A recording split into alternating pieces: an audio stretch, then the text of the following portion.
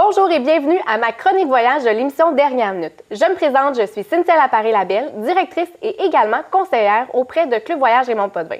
Aujourd'hui, nous aurons une chronique toute spéciale sur nos voyageurs solo. Et pour nous en parler, nous aurons Colette Girard, qui est chef au développement des affaires chez Transat Distribution depuis 6 ans et depuis 30 ans dans l'industrie du voyage.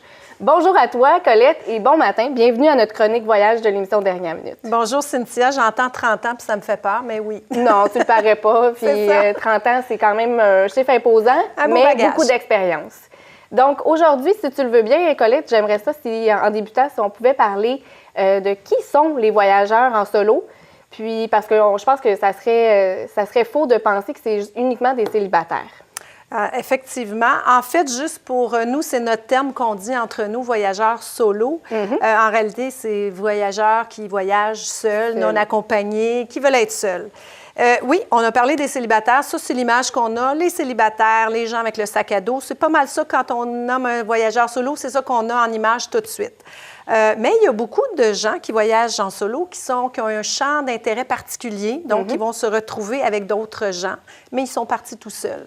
On a les gens divorcés, les gens, les veufs ou veuves, généralement c'est récent, mais après ça, souvent, ils continuent à voyager seuls pour se joindre à d'autres personnes.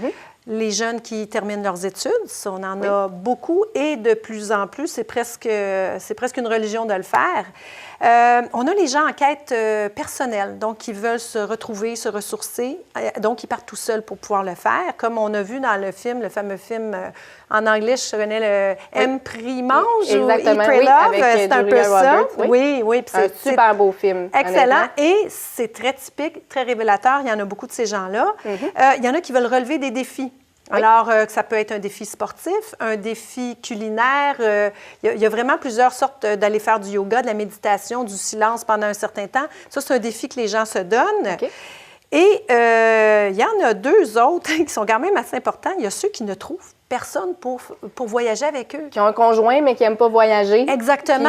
Puis leur date ne fonctionne pas, leur destination ne plaît pas aux autres, puis ils se disent, bien, moi, je veux y aller quand même, alors ils vont aller. Ça, c'est encore des gens typiquement qui voyagent en solo. Et on a les fameux indépendants. Les personnes qui veulent se retrouver seules et qui veulent vivre toutes seules. Exactement. Ils veulent faire ce qu'ils veulent, quand ils veulent, comme ils veulent, tout seuls. Alors, on a ces gens-là. Il y a aussi, ça c'est moins connu, on appelle ça en anglais le pleasure, le plaisir et affaires. Donc, ils font un voyage d'affaires qui partent un peu plus tôt pour leurs propres vacances ou ils reviennent un petit peu plus tard. C'est pas des grosses semaines. Souvent, ils vont rester 2-3 jours après. Puis ils prolongent, puis ils vont visiter la destination. Exactement. Donc, ça, c'est encore un typique voyageur solo. Puis il y en a vraiment de plus en plus de personnes, justement, d'affaires qui vont partir comme ça, puis après ça, qui nous demandent justement des incontournables de la destination en tant que telle. Exemple, la Chine. J'ai des clients qui sont partis en Chine, puis qui ont été, pendant leur beau voyage, explorer la muraille de Chine. Pourquoi pas? Tout à fait. En agence, vous devez le voir souvent.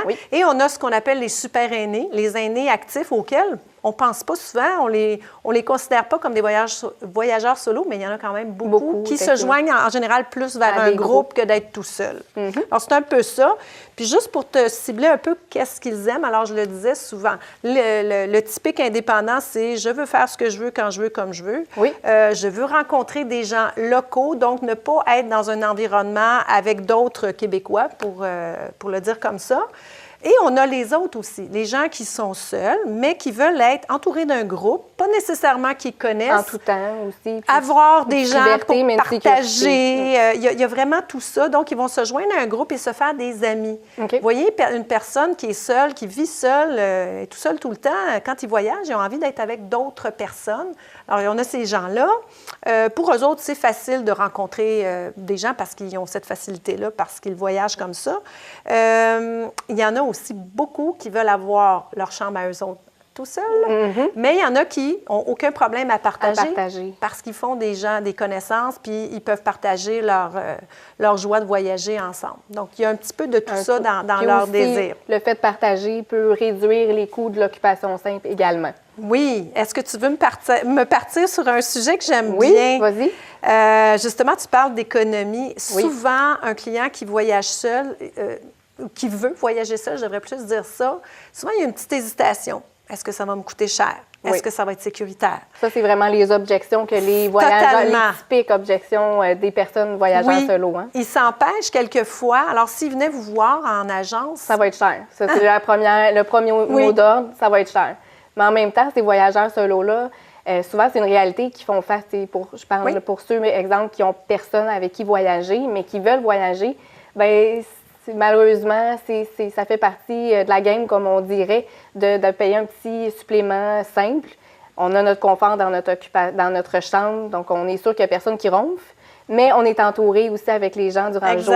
Exact. En fait, un petit peu plus tard, on va se rendre compte que les fournisseurs, les tours opérateurs, les compagnies de croisière, ils ont flairé qu'il y avait vraiment une demande pour ça et ils ont commencé depuis quelques années seulement, ça fait pas tellement longtemps, ils ont compris qu'il y a un marché intéressé à voyager seul et qui ne sont pas toujours intéressés à payer ce fameux supplément-là. On va en parler un petit peu plus tard. Oui. Aussi, un des gros points, c'est qu'ils ne savent pas par où commencer. Comment on planifie ça? D'où on part pour organiser un voyage quand on est seul? Si je veux partir avec un groupe, comment ça fonctionne? Fait que toute cette logistique-là, hein, ça leur échappe complètement. C'est peut-être trop cher puis un peu trop compliqué, effectivement. Ce qui me vient à l'esprit, parce qu'il y a quand même un beau pourcentage, hein, je pense, au niveau statistique. Oui, tout à fait. Au niveau des statistiques, là, je me prends des notes parce que des fois, j'en oublie. C'est pas je le disais, c'est un marché qui est en nette croissance. 9 des Canadiens ont voyagé en solo au moins une fois par année. Quand on parle d'un voyageur en solo, ça ne veut pas dire qu'à chaque voyage qu'ils font, ils vont être en solo. Non. Mais dans le pourcentage qu'on regarde ici, il y en a au moins 9 qui ont fait un voyage ou qui prévoient le faire. Et 50 de ces gens-là, ce sont des professionnels ou des cadres. Donc, on met un peu de côté notre image du pack-sac au dos. Il y a cette clientèle-là. Ensuite, on a eu un sondage qui a été fait auprès de 9000 femmes canadiennes et 74 ont voyagé en solo et où ils prévoient le faire. Donc, c'est encore un pourcentage qui est très élevé que souvent, on n'a pas connaissance. Et puis aussi, encore une belle surprise, 44 qui est quand même un assez bon nombre de ces voyageurs-là, ont 55 ans et plus. Fait que ça, c'est quand même des statistiques qui sont révélatrices. Surprenantes. Donc, pour ceux qui pensent qu'ils sont seuls à la maison, là, qui voyagent seuls, consolez-vous parce que c'est vraiment pas juste vous qui êtes toute seule à voyager en solo. Non. Maintenant, j'aimerais ça qu'on passe à l'action en fournissant peut-être à nos voyageurs solo des idées vraiment préconçues, concrètes pour eux de voyage et de fournisseurs qui ont été innovés et qui proposent des choses très intéressantes pour eux. Juste vous dire, j'ai au moins recto verso 5 pages. Donc, il y en a dans des petites beaucoup, cases. Ça vous donne une idée qu'il y en a beaucoup. Mais entre autres, je pense qu'on peut cibler pour ceux qui aiment l'univers des croisières. Il y a Norvégiennes qui ont innové, en fait, plusieurs années, avec la cabine studio qui permet vraiment pour eux d'être dans une cabine peut-être un peu plus petite, mais de toute façon, quand on est seul en croisière, de toute façon, on passe vraiment pas beaucoup de temps. Et ces cabines-là sont vraiment une économie substantielle parce que pour les gens qui veulent faire une croisière en occupation simple, c'est pratiquement le double du prix. Donc, bravo à Norvégiennes qui ont inventé ça et qui permettent aux gens d'en connaître davantage sur les croisières. Ensuite de ça... Et c'est sûr qu'on a Transat. J'ai même apporté la brochure dans la dernière, la brochure Soleil que vous avez en agence. À la page 68, on a vraiment une panoplie de destinations. Si je ne me trompe pas, là, il y en a beaucoup de destinations. Il y a vraiment beaucoup de destinations. On pense souvent à Cuba, qui souvent, dans le temps de l'année, offre des suppléments simples, gratuits ou, dans le fond, peu chers. Mais il y a d'autres destinations avec cette collection solo. Il y a 11 destinations différentes. On passe de la Jamaïque au Mexique, au Panama, République dominicaine, Cuba, Costa Rica, 45 hôtels. Donc, il y a vraiment beaucoup de choix. Et dans les avantages, ils offrent le Wi-Fi gratuit. Ils ont aussi une facilité pour que les gens se retrouvent ensemble sans que c'est pas un endroit pour faire nécessairement des rencontres. Des rencontres ou le party nécessairement. Non, mais vraiment, ils vont aller favoriser la la rencontre Exactement. pour pouvoir partager, socialiser. Tout à fait. Ils ont une ligne téléphonique 24 heures, 7 jours sur 7, donc un petit peu plus de sécurité. On a les compagnies de croisière comme Ama Waterways, qui est une compagnie de croisière fluviale. Même chose, ils ont des dates où le supplément en chambre simple n'est pas chargé. On a Azamara, qui est aussi une compagnie de croisière.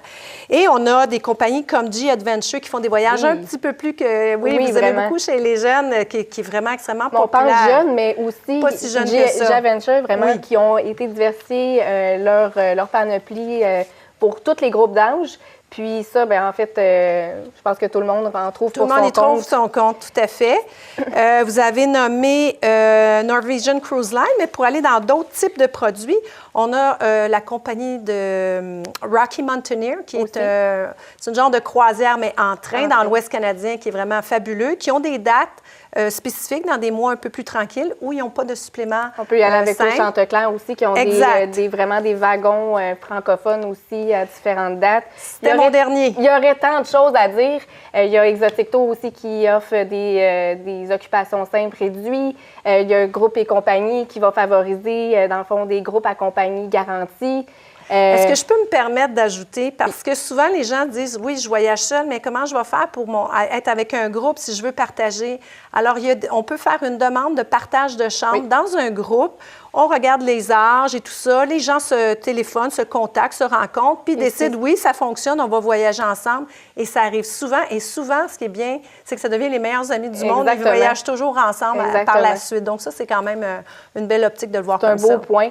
Donc, merci à toi, Colette, d'être venue aujourd'hui, de nous éclairer, en fait, sur ces gens solo, parce qu'il y a des gens qui voyagent en solo et il y a de la place pour vous et il y a des produits typiques pour vous.